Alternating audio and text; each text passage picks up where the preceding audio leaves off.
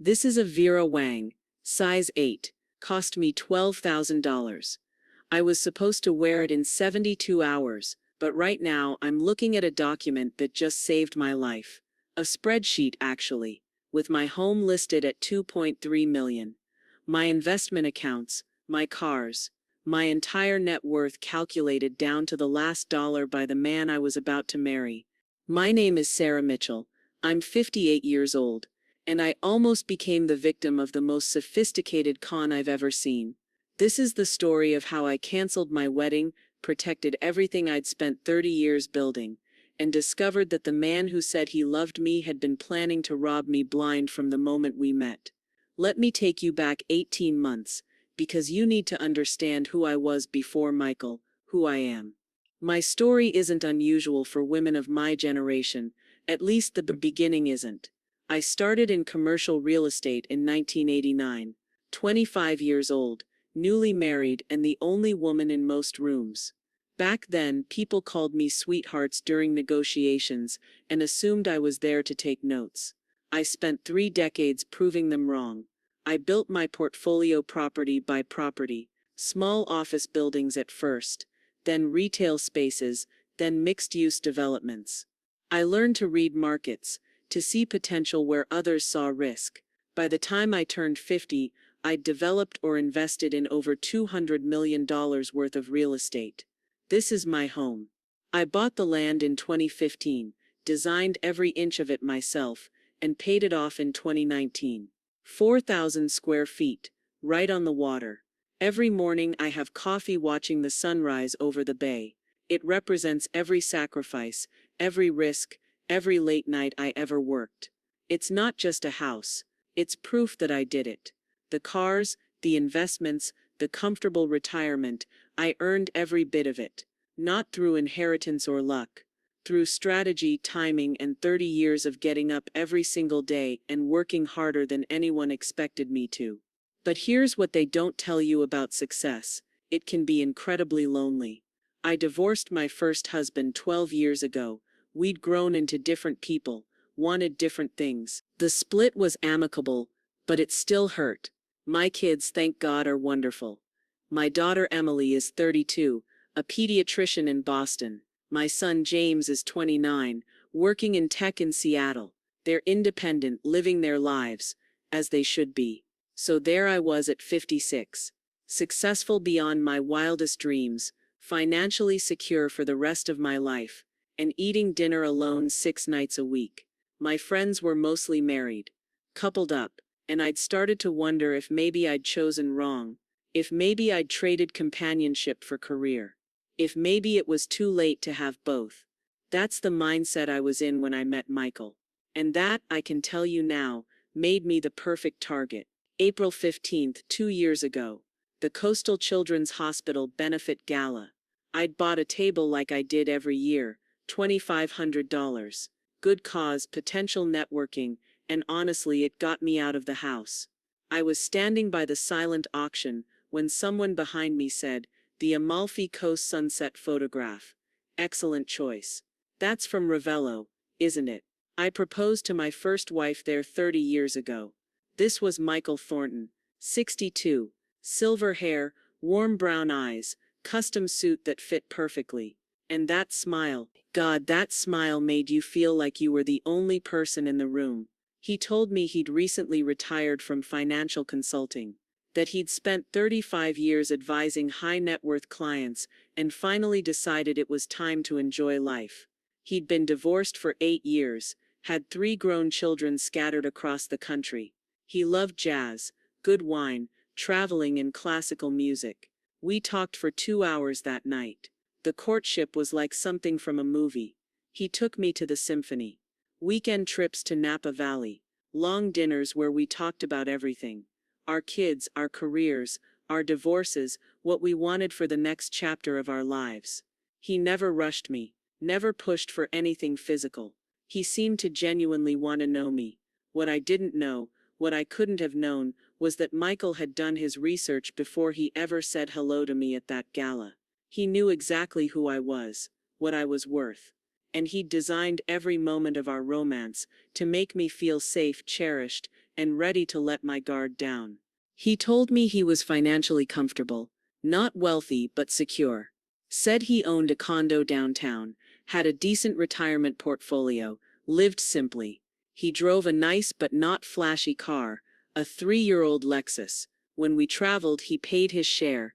He never asked me for money. Never seemed interested in mine.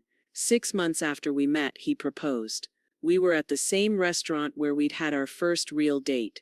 He got down on one knee with a beautiful 2-carat diamond ring and said, "Sarah, I didn't think I'd ever feel this way again.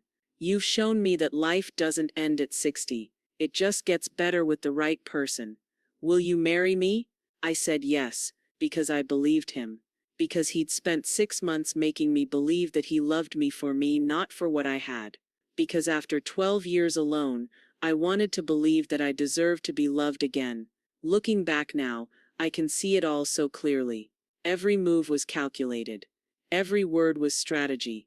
But at the time I thought I was the luckiest woman alive. We set the date for 18 months later. Enough time to plan properly. I wanted my kids to have time to arrange their schedules. Wanted to do it right. Michael agreed to everything. He was the perfect fiancé. Patient, supportive, excited about our future. But as the wedding got closer, small things started to change. Little comments, subtle questions, tiny cracks in the perfect facade that I almost missed. Almost.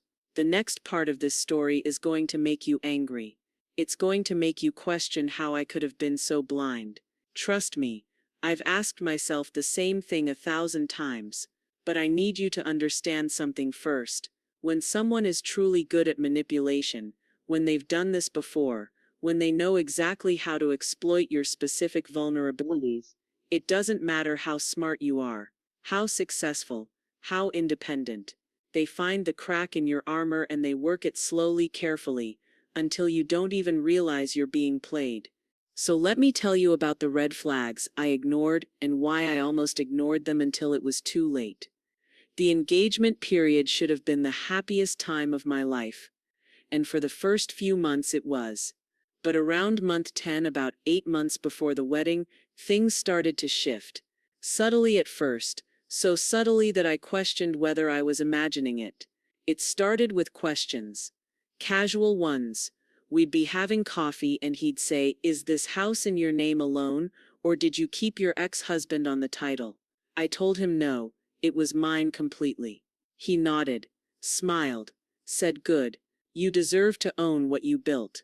At the time, I thought he was just being supportive, making conversation. But then a week later, he asked about my investment accounts. "Are they all with the same firm, or do you diversify?" When I told him I had 3 different brokers, he seemed pleased, said it was smart risk management. Then came the questions about my financial advisor, my estate attorney, whether I had a will, what my liquidity looked like. Each question made sense in isolation. We were getting married. Finances would merge to some degree. But the frequency started to feel like inventory. One evening, I was reviewing some property documents in my home office. Michael came in, put his hands on my shoulders. Sweet at first, and then started reading over my shoulder. "That's the Riverside Plaza property, right? What's the current valuation on that?" I minimized the screen, made a joke about boring work stuff. He laughed, but his eyes stayed on the computer. I started noticing a pattern. Whenever I mentioned a business success, closing a deal, a property appreciating, Michael would immediately ask detailed follow-up questions. Not, "How do you feel?" or "I'm proud of you," but "What's the profit margin? And is that asset leveraged or owned outright?" During wedding planning, he kept pushing to combine our finances beforehand. "Let's open a joint account for household expenses," he'd say. "It'll be simpler when we're married anyway." When I suggested we wait until after the wedding, he'd get this look. Not angry, just disappointed, like I'd hurt his feelings by not trusting him completely. I came home early one day and found him in my home office. He said he was looking for stamps. My desk drawer was open, the one where I kept financial statements. He apologized, said he'd gotten confused about which drawer. But the apology felt rehearsed, smooth, too smooth. Then there was the home insurance conversation. Michael insisted on being added to my policy, said it was important in case something happened to me. He'd need to be able to make decisions about the property. My insurance agent actually called me separately and said, "Sarah, you know he doesn't need to be on the policy until you're married, right?" This is unusual. When I told Michael what the agent said, his reaction was immediate, hurt, offended. "Are you saying you don't see me as your partner already? We're 8 months from getting married, Sarah. I thought we were building a life together." I ended up apologizing to him, me apologizing for protecting my own assets. My daughter noticed something was off. Emily came to visit, and after spending an evening with both of us, she pulled me aside. "Mom," she said, "why does Michael keep asking you about your accounts and properties? It's kind of weird." I defended him, told her he was just interested in my life. My work. She gave me this look, worried, unconvinced, but she didn't push. I wish she had. 6 months before the wedding, my estate attorney Patricia called me in for our annual review. Patricia had handled my divorce, my property acquisitions, everything. She knew my financial picture inside and out. "Sarah," she said, "I'm going to be direct because I care about you. You need a prenuptial agreement. You're going into this marriage with substantial separate property, assets you built over decades. Michael is coming in with what exactly?" I told her Michael had his own retirement funds, his condo, his savings. Patricia just looked at me. "Have you seen documentation of any of that? Bank statements, property records, his tax returns?" I hadn't. We'd never discussed it in detail. It felt unromantic, mercenary. Patricia didn't blink. "Then you need a prenup." I drove home that day with my stomach in knots. How do you tell the man you love that you want a prenup? How do you say I don't trust you without saying exactly that? I rehearsed it 20 different ways. None of them felt right. That night, over dinner, I brought it up. I tried to be gentle. "Michael, I met with Patricia today, and she suggested, just as a formality, that we might want to consider a prenuptial agreement, just to protect what we're each bringing into the marriage. It's pretty standard for second marriages when both parties have assets." And then the performance began, because that's what it was, a performance, though I didn't recognize it at the time. "Sarah, I thought we were building a partnership, a marriage. When I said what's mine is yours, I meant it. I'm not going into this marriage thinking about an exit strategy. Are you?" He made me feel like I was the one doing something wrong, like I was the one who didn't believe in us. I tried to explain it was just a legal formality, that it didn't mean I loved him less or trusted him less. But he just kept shaking his head. "This is what your attorney thinks of me. That I'm some gold digger trying to take your money. Do you think that too?" Then came the tears. Actual tears running down his face. "I've been married before, Sarah. It didn't work out, but we never needed lawyers and contracts to prove we loved each other. I thought what we had was different. Special. I guess I was wrong about that." He didn't sleep at my house that night. Said he needed space to think about whether this was the right marriage for him. For 3 days he barely answered my calls. Short texts, distant, cold. Those 3 days were torture. On day 4 he came over, sat me down, took my hands in his and said, "I've been doing a lot of thinking. I love you, Sarah. I want to marry you, but I need to know you're in this 100%. No safety nets, no escape plans, just us committed to each other completely." I felt such relief, such overwhelming relief that he still wanted me, that I hadn't ruined everything. So when he said, "Can we please just move forward without a prenup? I trust you completely. I need you to trust me the same way," I agreed. I called Patricia and told her we'd decided against the prenup. The silence on the other end of the phone was deafening. Finally she said, "Sarah, I've been doing this for 30 years. This is a red flag. A major one. Please reconsider." But I'd already made up my mind. Michael's mood improved immediately after that conversation. He was affectionate again. Attentive, started talking about our honeymoon, about the life we'd build together. Our life, he kept saying. Our home. Our future. At the time it sounded romantic. Now I know he was already counting my assets as his own. Because while I was busy planning our wedding, addressing invitations, choosing flowers, and imagining our future together, Michael was planning something else entirely. But I didn't know that yet. I still had one more month of blissful ignorance before everything came crashing down. My friends had mixed reactions when I told them there'd be no prenup. My best friend Rachel was horrified. "Sarah, you're being an idiot," she said. Not gently, bluntly. "You worked your entire life for what you have. Don't give someone the power to take half of it, just because he cried and played the victim." But other friends said Rachel was being cynical. That marriage is about trust. That going into it with a prenup is planning for failure. If you really love him, you should be willing to share everything, one friend said.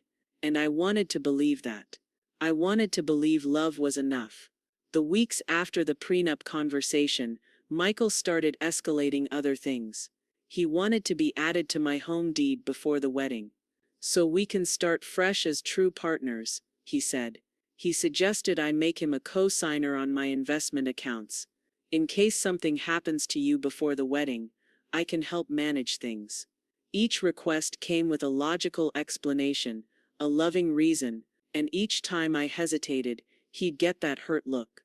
That disappointed "I thought you trusted me'd expression that made me feel guilty for having boundaries. My son James called me one evening. He'd been talking to Emily. "Mom," he said carefully, "Emily's worried about Michael. I am too. Has he shown you his financial documentation, his property records? You're being smart about this, right?" I assured him everything was fine. That Michael was wonderful, that they'd love him once they got to know him better. James didn't look convinced. 30 days before the wedding, I still thought I was making the right choice. I thought the doubt I felt was just cold feet. Normal pre-wedding jitters. I thought my kids and friends were being overprotective. I thought Michael's increasing interest in my finances was just him trying to understand the life we'd share. I thought a lot of things. And I was wrong about almost all of them. But I was about to discover just how wrong in the most shocking way possible. Tuesday, September 12th. 3 days before my wedding, I had the afternoon off to handle last-minute details. Guest list confirmations, final payment to the florist, picking up the wedding programs from the printer. Mundane stuff. Happy stuff. Michael had said he'd be at the golf course until late afternoon, some kind of goodbye bachelor outing with guys from his old firm. So I had the house to myself. I made tea, put on some music, started going through the wedding welcome bags we were assembling for out-of-town guests. I needed to check our timeline for the rehearsal dinner. Michael had the document on his laptop because he'd been coordinating with the restaurant. His laptop was right there on the dining table where he'd left it that morning. I opened it. I want you to understand. I wasn't snooping. I wasn't suspicious. I was looking for one document. A timeline. That's all. The screen lit up and there were about 15 browser tabs open across the top. Michael always had a million tabs open. Drove me crazy. I was looking for the Google Doc with our timeline, but the tabs that were open made me freeze. Community property laws by state, spousal rights to real estate acquired before marriage, contesting prenuptial agreements, legal grounds claiming inheritance rights, second marriage. My hands started shaking. My heart was pounding so hard I could hear it. I told myself there had to be an explanation. Maybe he was researching for a friend. Maybe he was just curious about marriage laws. Maybe. And then I saw another tab. A Google search result page. The search term was still visible. Sarah Mitchell Net Worth Real Estate Holdings. He'd been Googling me. My net worth. My holdings. Like I was a target. Like I was a business transaction. I clicked through the tabs. Each one was worse than the last. Articles about asset protection in divorce. Forums discussing how to establish joint ownership of property quickly after marriage. Legal advice columns about maximizing spousal claims to separately held assets. That's when I saw the document icon in his doc. A Google Sheets file. The title made my blood run cold. Smitchell_assets_analysis. I clicked it, and my entire world shattered. It was a spreadsheet. A detailed, comprehensive, meticulously organized spreadsheet of every single thing I owned. And I mean everything. Row 1. My house. The exact address, current market valuation, $2,300,000. Purchase price, year built, square footage, and then a column labeled liquidation timeline that said month 6/8 post-marriage. Row 2. My investment portfolio. He had the exact figures, $760,000 spread across 3 different accounts. He'd listed each brokerage firm by name. Next to it, expected proceeds if liquidated, and a note that said community property claim viable. My Mercedes $68,000 value. My restored 1967 Mustang $85,000. My share of a commercial property partnership, $1.2 million. My retirement accounts, account numbers, balances, everything. Row after row after row of my life's work, itemized like inventory in a warehouse. But it wasn't just the list, it was the notes. The calculations. The strategy. There was a column called Acquisition Method. Next to my house, it said Establish Joint Ownership Month 2, Claim Community Property Improvements, Contest Separate Property Status if necessary. Next to my investment accounts, access granted via joint tax filing, transfer to joint accounts for household expenses. Difficult to trace. At the bottom of the spreadsheet was a summary. Total asset value, $4.6 million. Projected recoverable assets in divorce scenario, 2.1 to 2.8 million, depending on state law interpretation and length of marriage. He'd calculated how much he could take from me in a divorce. He'd researched the optimal length of marriage to maximize his claim. He had a timeline. A plan. I wasn't his fiancé, I was a mark. I kept looking. I couldn't stop. I found a folder labeled Research. Inside were PDFs he'd downloaded, articles about asset protection weaknesses, legal briefs about community property challenges, and then I found the screenshots. Properties he'd been looking at. Not homes for us, investment properties. Luxury condos in Miami. Vacation homes in Colorado, all priced between $300,000 and $800,000. Properties he planned to buy with my money, Then I found his timeline document, a month-by-month plan for our marriage. Not romance, not building a life together, a strategic plan for financial extraction. Month 1, establish joint checking account, begin transferring household funds. Month 2, add name to home deed, citing legal advice for estate planning. Month 3, joint tax filing, gain access to complete financial picture. Month 6, begin liquidation of non-essential assets. Explain as portfolio optimization. And then I saw the calendar entry. 3 months after our wedding date. A notation that said, initiate community property claim on house, consult attorney, establishing grounds for beneficial interest in separate property holdings. 30 days after we got married, he was planning to start legal proceedings to claim my house. The house I designed, that I built, that I owned outright. He was going to try to take it from me before we'd even celebrated our first anniversary. I took photos of everything. Every spreadsheet, every document, every search history. My hands were shaking so badly I could barely hold my phone steady, but I documented everything. And then I called the one person I knew would tell me what to do next. Patricia answered on the second ring. I didn't even say hello. I just said, you were right about the prenup. About Michael, about everything. I need help and I need it now. 45 minutes later, I was in Patricia's office. She looked at the photos on my phone, her face getting harder with each swipe. When she finished, she didn't say, I told you so. She didn't lecture me, she just said, Sarah, I'm calling someone, right now. That someone was Richard Davidson, private investigator. Patricia had used him in high-stakes divorce cases. She told me he was expensive, discreet, and fast. "We have 3 days until your wedding," she said. "We need to know exactly who Michael Thornton really is. And we need to know it by Thursday morning." Richard arrived within an hour. I showed him everything I'd found. He took notes, asked pointed questions, and then said something I'll never forget. "Ma'am, in 20 years of doing this work, I've seen this pattern before. The good news is we can find out everything about this man in 48 hours. The bad news is I already know we're going to find things you don't want to hear." The next 48 hours were the longest of my life. I had to act normal. Michael came home from golf that evening, and I had to smile, kiss him hello, talk about wedding details, all while knowing what I'd discovered on his laptop. I was sleeping next to a man who saw me as a retirement plan.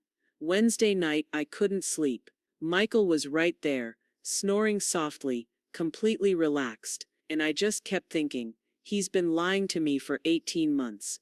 Every "I love you," every plan for our future, every touch, all of it was calculated, strategic. Fake. Thursday morning at 9 a.m. Richard called. "Mrs. Mitchell, can you come to my office? I have the report. You're going to want to sit down for this." The folder he handed me was 2 inches thick. Background check, financial records, court documents, internet history going back 5 years. And what I read in that folder revealed that Michael Thornton wasn't just a con man, he was a professional. Michael wasn't retired from financial consulting. He'd been fired 3 years ago for ethical violations, specifically for steering clients into high-risk investments where he received kickbacks. He'd lost his securities license. There was a pending arbitration claim against him for $200,000 from a former client. The condo he claimed to own? He didn't. He'd been renting month to month for 4 years. He had no property, no real estate holdings, nothing.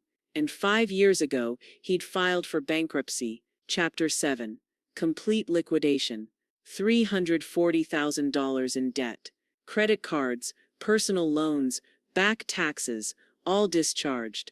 But here's where it got truly terrifying. Richard had found 2 other women, 2 women Michael had been engaged to in the past 7 years. Both wealthy, both significantly older, both in their late 50s or early 60s when they met him. The first engagement ended abruptly 8 months in. The woman, a retired physician, had discovered Michael trying to add himself to her investment accounts without her knowledge. She'd called off the wedding, never pressed charges, just wanted him gone. The second engagement was worse. This woman, a successful boutique owner, actually married him. The marriage lasted 14 months. In that time, Michael had refinanced her home without her full understanding, taken out a home equity line of credit, and liquidated her retirement account. She'd filed for divorce when she discovered he'd forged her signature on loan documents.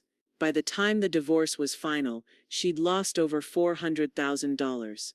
Richard had even found evidence of Michael's online activity.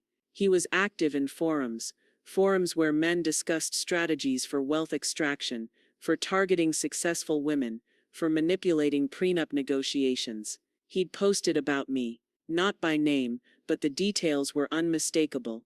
Target is 58, real estate net worth 45M, resistant to joint accounts but making progress. There were posts discussing tactics, how to cry on cue, how to use guilt and withdrawal to manipulate women into compliance, how to identify lonely, successful women at charity events and professional gatherings, how to research your target without them knowing. It was a manual, a playbook, and he'd used every single page on me. Richard showed me one more thing. Michael's current debt situation. Despite his bankruptcy discharge 5 years ago, he'd racked up another $170,000 in debt. Credit cards, personal loans, even payday loans. He was drowning, desperate, and I was his lifeline. Richard closed the folder and looked at me.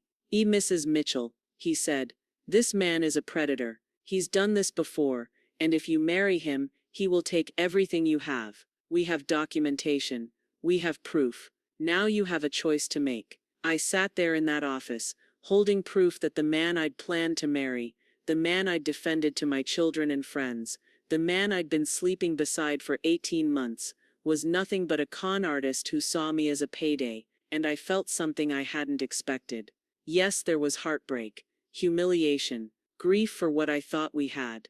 But underneath all of that was something else. Something cold and clear and absolutely certain. Rage, pure, focused rage. Not the kind that makes you irrational. The kind that makes you powerful. The kind that makes you dangerous. Michael thought he was hunting me. He thought he'd been so clever, so careful, so strategic. But he'd made one critical mistake. He'd forgotten that I didn't build a multi-million-dollar real estate portfolio by being naive. I built it by being smarter, tougher, and more strategic than anyone who underestimated me. And Michael Thornton was about to learn exactly what happens when you try to con a woman who spent 30 years winning in a man's world. I had 48 hours until my wedding, and I was going to use every single one of them. First call Patricia. Second call my banker. Third call my IT specialist. Fourth call Michael himself. "Hi, honey," I said when he answered. "I was thinking, let's have dinner tonight. Just the two of us. There's something important I want to discuss before the wedding." Thursday afternoon, I went into war room mode. This wasn't about emotions anymore. This was about protection, documentation, and making sure Michael Thornton couldn't touch a single dollar of what I'd built. First call to Patricia. File an emergency motion to freeze any potential claims on my assets. I want legal documentation that everything I own is separate property with ironclad proof. Get it done today. She didn't ask questions, just said consider it done. Second call to my banker at Wells Fargo. I've known Martin for 15 years. 14, I need you to flag every account I have. Remove any authorization I may have verbally given for anyone else. Change all access codes. I need alerts set up for any attempt to add signatories or make changes. And I need it done in the next hour. Sarah, what's going on? Are you in danger? I told him I'd explain later, but that I needed him to trust me. Within 90 minutes, every account was locked down tighter than Fort Knox. Third call was to Trevor, my IT security consultant. I'd hired him years ago after a cybersecurity scare with one of my properties. Trevor, I need you to audit every digital account I have. Email, cloud storage, financial platforms, everything. I need to know if anyone else has accessed them, and I need all passwords changed using protocols only I know. Trevor found something that made my blood run cold. Michael had logged into my email. Twice. Once 3 months ago, once 6 weeks ago. Both times from my own computer when I wasn't home. He'd been reading my correspondence with my attorney, my financial advisor, my property manager. He knew everything because I'd let him into my house and trusted him around my devices. I had Trevor install monitoring software on my own laptop, legal in my state with proper disclosure, which I'd document later. If Michael tried to access anything else, I'd know. And more importantly, I'd have proof. I spent 2 hours going through every legal document I owned, property deeds, car titles, investment account paperwork, partnership agreements. I checked every signature, every witness, every notarization. I was looking for anything Michael might have gotten me to sign without fully explaining what it was. Thank God, everything was clean. He hadn't gotten me to sign anything yet. The wedding was supposed to be his gateway. Once we were married, he'd have legal standing to start the manipulation. But we weren't married yet, and we never would be. My state is a one-party consent state for recording conversations. That means if I'm part of the conversation, I can legally record it without the other person knowing. Patricia had advised me to document everything. So I set up recording devices. One in my living room, one in my kitchen, one was just my phone, set to record, placed strategically in my pocket. Then came the hardest part. I had to practice being normal. I stood in front of my bathroom mirror and rehearsed. Smile, relaxed posture, warm voice. "Hi, honey, how was your day?" I had to be convincing because I needed him to incriminate himself. I needed him to feel safe enough to tell the truth. The woman looking back at me in that mirror was someone I barely recognized. Cold, strategic, calculating. I'd spent 18 months being vulnerable with Michael, opening my heart. Now I had to be what he'd been all along, a performer with an agenda. I told Michael I wanted to have a special dinner, just us. Before the chaos of the wedding weekend, he'd been thrilled. That's so thoughtful, sweetheart. I've been wanting some quiet time with you too. Even his voice made my skin crawl now, but I smiled through it. He arrived at 7 with an expensive bottle of wine, purchased with what money, I now wondered. He kissed me, told me I looked beautiful, helped himself to a seat at my table like he already owned it. Recording device in my pocket was already running. We made small talk through the first course. Wedding logistics, his golf game, my daughter's travel plans, and then I made my move. Casual, like it had just occurred to me. Michael, I've been thinking, you know how you wanted us to feel like true partners going into this marriage? Like everything was ours together, not mine.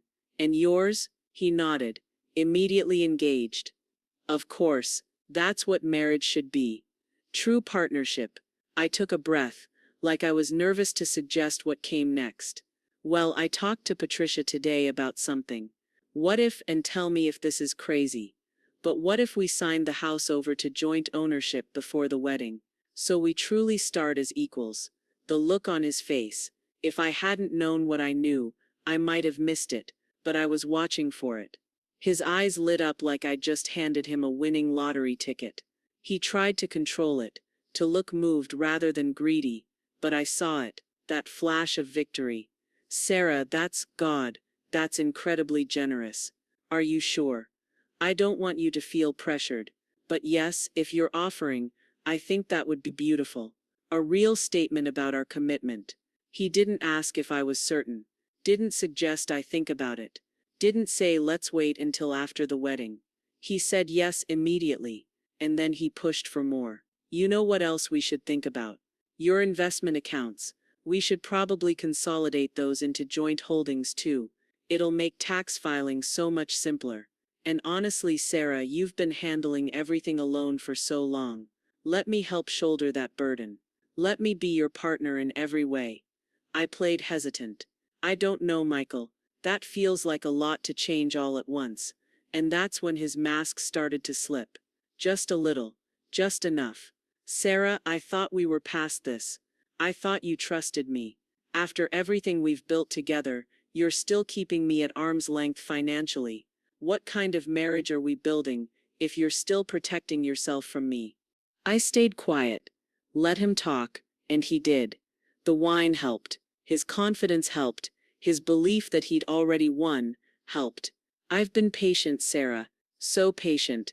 Waiting for you to fully commit. Waiting for you to see that what's yours should be ours. I've put my life on hold for 18 months. I've invested in this relationship, emotionally, financially, in every way. And I deserve to be treated like an equal partner, not like some gold digger you need to protect yourself from. There it was. That word, deserve. He deserved my assets. He'd earned them by investing 18 months of fake affection. And then he said something that made everything crystal clear. Look, I've done the research. I know how community property laws work. Once we're married, a good attorney could argue that I'm entitled to a substantial portion of assets, regardless of when you acquired them, especially your house, which will become our primary residence. But I don't want to go that route. I don't want lawyers and fights. I want us to do this together, willingly as partners. So yes, let's sign over the house. Let's consolidate the accounts. Let's start this marriage the right way. He just admitted it, all of it. The research, the legal strategy, the backup plan, if I didn't voluntarily hand everything over. And it was all being recorded. I stood up, walked to my home office, came back with a folder, the folder Richard had given me. Michael saw it and his face went curious but not concerned. He had no idea. I opened the folder, started laying out documents, one by one, his bankruptcy filing, his termination letter from his firm, his rental agreement, the police report from his previous victim, the forum posts, the spreadsheet, his spreadsheet with my assets listed like items in a catalog. I didn't say anything at first, just laid them out, watched him process what was happening, watched the color drain from his face, watched him realize he'd been caught. Finally, I spoke. Michael, I found your spreadsheet on Tuesday, the one labeled Smitchell_assets_analysis, the one where you calculated how much you could take from me in a divorce, the one with the timeline for liquidating my house. Sarah, that's not you don't understand. I hired a private investigator. I know about your bankruptcy, your debt's $170,000 current balance. I know you don't own a condo. I know you were fired. I know about Jennifer, the doctor. I know about Patricia, the boutique owner who you actually married and defrauded. I know about the forums where you discuss tactics for extracting wealth from successful women. I know everything, Michael. And that's when the real Michael appeared. No more loving fiancé. No more wounded partner. What I saw was a man who'd been thwarted, and he was furious. You went through my private computer. You hired someone to investigate me. That's a violation, Sarah. That's an invasion of privacy. You had no right. I had every right. This is my home. And you've been planning to rob me for 18 months. Don't you dare talk to me about violations. You know what? Yes. Fine. I looked at your assets, so what? You're rich, Sarah. You have more money than you know what to do with. You live in this massive house alone. You could help someone. You could help me rebuild my life. Instead, you hoard it all like some. He actually tried to make me the villain for not wanting to be robbed. The entitlement was breathtaking. I could sue you for breach of promise. You invited me into your life, made promises. Let me plan a future with you. I've lost opportunities because of this relationship. I could take you to court, and I played the recording. His own words.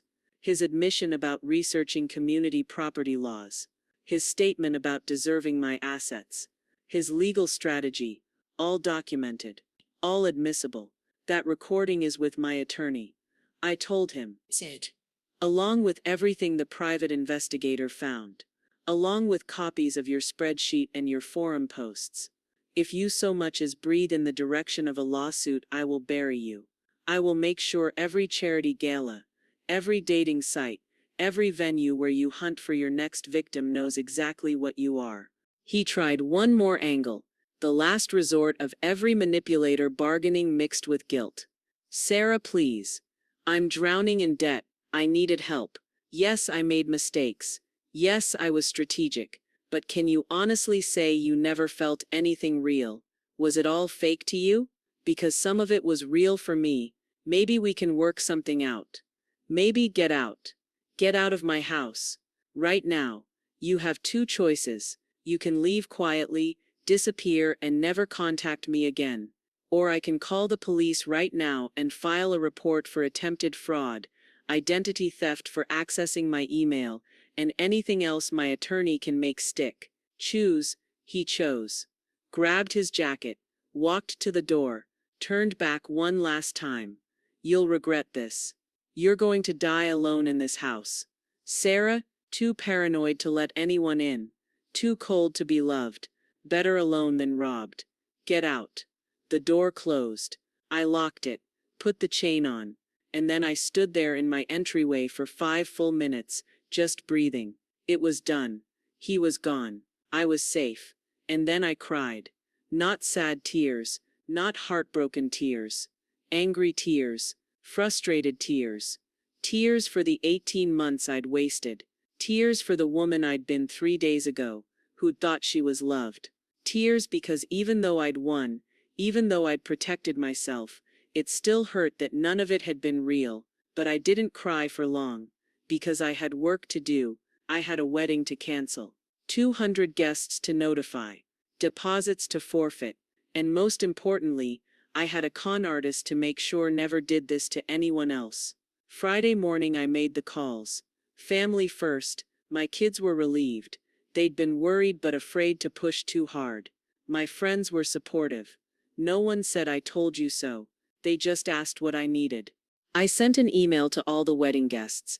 I kept it simple and honest. I've discovered information about my fiancé that makes it impossible to proceed with the marriage. The wedding is canceled. I apologize for the inconvenience and any disappointment. Thank you for your understanding during this difficult time. The responses were overwhelmingly kind. Several women reached out privately to share their own stories of close calls with manipulative men. I wasn't alone. And neither were they. Saturday, September 15th. My wedding day, except there was no wedding. I woke up at 7 a.m., made myself a cappuccino, and sat in my kitchen watching the sunrise over the water. The same water I'd almost given half ownership to a con artist 72 hours earlier. The venue was decorated. The flowers were arranged. The cake was ready. 200 people had cleared their schedules, and I'd canceled it all with 3 days' notice. The logistics were a nightmare, but not as nightmarish as what would have happened if I'd gone through with it. Friday had been a blur of cancellations. The venue was surprisingly understanding. The event coordinator told me I wasn't the first bride to call off a wedding last minute, and I wouldn't be the last. They kept half the deposit, which was fair. The caterer kept their deposit too. The photographer was kind enough to refund me completely when I explained why. The Vera Wang dress, I donated it to a charity that helps women transition out of homelessness into job interviews and new lives. Someone would wear it at their courthouse wedding, or maybe to a job interview where they needed to feel powerful. Either way, better use than it sitting in my closet as a $12,000 monument to my near miss. My kids flew in that weekend. Not for a wedding, but to make sure I was okay. Emily looked at me across the kitchen table and said, "Mom, I'm so sorry you had to go through this, but I'm so proud of you for trusting your instincts and protecting yourself." James was more direct. "I wanted to like him, Mom. I really did, but something felt off every time we talked to him. He asked too many questions about you, about your business, about your assets. I should have said something stronger. I told him it wasn't his job to protect me, but it meant everything that he'd noticed." Returning the gifts was tedious but necessary. Each package I shipped back came with a handwritten note thanking people for their generosity and apologizing for the circumstances.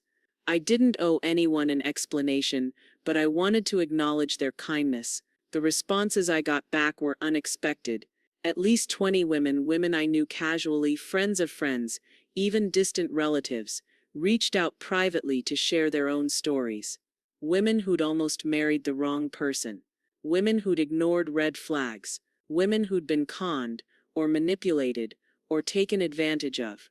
I ignored my gut feeling and lost 2 years and $80,000. Your story gave me courage to finally leave. I wish I'd been as brave as you. One woman, Linda, 62, told me she'd married a man like Michael. She'd lost her home, her retirement savings, and 3 years of her life before she got out. She said, "Sarah, you saved yourself. I wish I'd been that smart." Share your story. Other women need to hear it. That's when I realized this wasn't just my story anymore. This was a pattern. Michael wasn't an isolated predator. He was one of many. And if I stayed silent out of embarrassment, he'd just find another target. Monday morning, I filed a police report. Detective Maria Gonzalez took my statement, reviewed all the evidence Richard had gathered, and listened to the recordings. When I finished, she sat back and said, "Miss Mitchell, this is fraud. Clear, documented fraud. And you're likely not his only victim." Maria ran Michael's name through the system. The bankruptcy was there. But what wasn't in Richard's report was an active investigation in a neighboring county. Another woman, 64, had reported Michael for taking out credit cards in her name. She'd been his girlfriend for 8 months, never got to the engagement stage, but he'd gotten access to her social security number, her mother's maiden name, her address, opened 3 credit cards, ran up $42,000 in charges. Her name was Catherine. Maria put us in touch. Catherine and I spoke for 2 hours. Her story was eerily similar to mine: charity event, whirlwind romance, increasing financial questions, pushing for access to accounts. The difference was she'd given him information before she realized what he was doing. Rebecca helped me understand that what I'd experienced was a form of psychological abuse. Michael had been gaslighting me every time he made me feel guilty for having boundaries. He'd been manipulating me emotionally every time he used tears or withdrawal to control my decisions. She gave me homework. Write down every moment I'd ignored my intuition, every time I'd felt uncomfortable but talked myself out of it, every red flag I'd rationalized away. The list was 3 pages long. Looking at that list was painful, but Rebecca reframed it. This isn't a list of your failures, she said. This is a list of your wisdom trying to protect you. Your instincts were screaming. Now you know to listen to them. I'd isolated myself during the relationship with Michael without even realizing it. He'd subtly discouraged me from spending time with certain friends, the ones who asked too many questions or seemed skeptical of him. Now I reconnected with them. Rachel, who'd called me an idiot for skipping the prenup, became my closest confidant again. Rachel said, "You know what I love about this whole disaster? You saved yourself. Nobody had to rescue you. You saw the threat, you investigated, you documented, and you eliminated the danger like the badass businesswoman you are. That's power, Sarah." I threw myself back into work. Real work. The work I loved. I'd been distracted during the engagement, letting Michael take up space in my head. Now I refocused. I had 3 commercial properties in development, and I gave them my full attention. Within 6 months, I closed 2 major deals. The profits were substantial, and you know what felt amazing? Every dollar I earned, I knew was mine, fully mine. No one had claim to it. No one could manipulate me out of it. The security of that was worth more than any relationship. People kept asking if I was dating again, if I was ready to try again, and my answer was simple: not yet. Maybe not for a long time. And that was okay. I spent a year just being with myself, relearning who I was without trying to fit into someone else's expectations, without performing partnership, without accommodating, just me. I spent a year just being with myself, relearning who I was without trying to fit into someone else's expectations, without performing partnership, without accommodating, just me. I went to the symphony alone. I traveled to Tuscany alone. I attended charity galas alone. And alone stopped feeling like a failure. It started feeling like freedom. Emily had a baby, my first grandchild, a little girl named Sophia.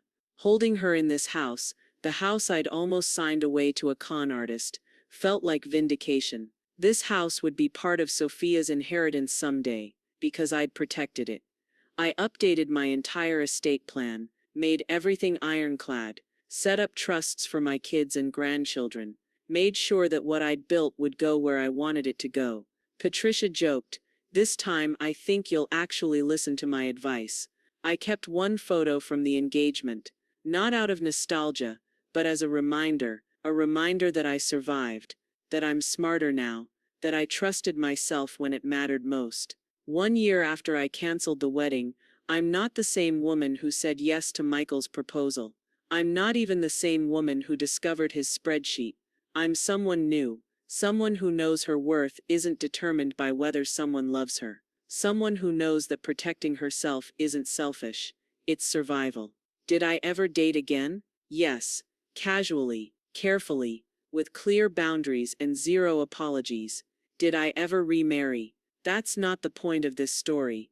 The point is that I learned the difference between loneliness and solitude, between companionship and exploitation, between love and strategy, and most importantly, I learned that the only person I need to trust completely is myself. Everyone else has to earn it, with time, with consistency, with transparency, and if they can't do that, they don't get access to my life, my home, or my assets, period. If you've stayed with me through this entire story, thank you. I know it wasn't easy to hear, but I'm sharing it because I need you to understand something. This could happen to anyone. It almost happened to me, and I had every advantage: financial literacy, business experience, strong family support, and resources. If it could happen to me, it could happen to you.